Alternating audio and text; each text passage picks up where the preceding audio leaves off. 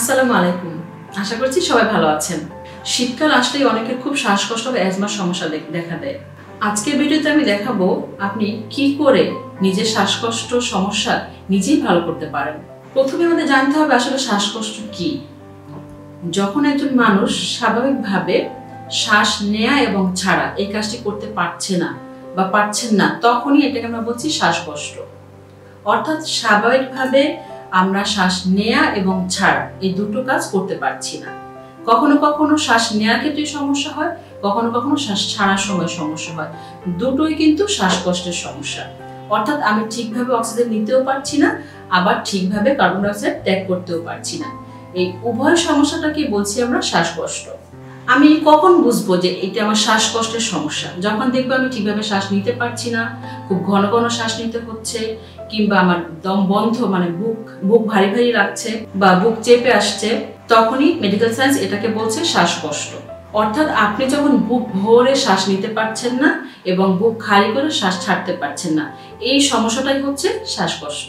শ্বাসকষ্টের অনেকগুলো কারণ রয়েছে, যেমন অ্যালার্জিক রিয়াকশন, ভাইরাল ইনফেকশন, জ্বর আসা, ঠান্ডা লাগা থেকে হতে পারে, কোল্ড অ্যালার্জি থেকে হতে পারে।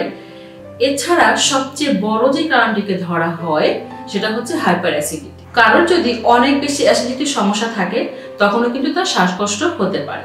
অনেকের ক্ষেত্রে প্যানিক হয়ে গেলেও কিন্তু শ্বাসকষ্ট হতে পারে। এক্ষেত্রে তার বুক বন্ধ হয়ে আসবে, ভারী ভারী বোধ হবে এবং শ্বাস গ্রহণ করতে অনেক বেশি কষ্ট হবে। এবার দেখা যাক রিফ্লেক্সোলজি কোন কোন পয়েন্ট থেরাপি করে আপনি আপনার শ্বাসকষ্ট ভালো করতে পারছেন। শ্বাসকষ্টের জন্য আমাদের মোট 3টি পয়েন্ট থেরাপি করতে হবে। একটি পয়েন্ট হচ্ছে আমাদের বৃদ্ধাঙ্গুলি এবং তর্জনীর ঠিক মাঝ বরাবর নরম অংশটুকু, এই অংশটি হচ্ছে গলা অথবা শ্বাসনালীর পয়েন্ট।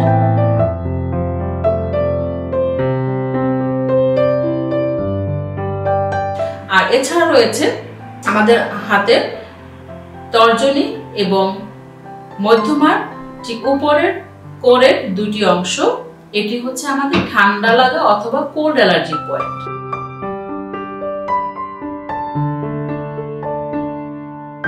আরেকটি পয়েন্ট হচ্ছে আমাদের হাতের মধ্যমা এবং অনামিকার ঠিক মাঝখানের নরম অংশটুকু, এটি হচ্ছে আমাদের ফুসফুসের পয়েন্ট।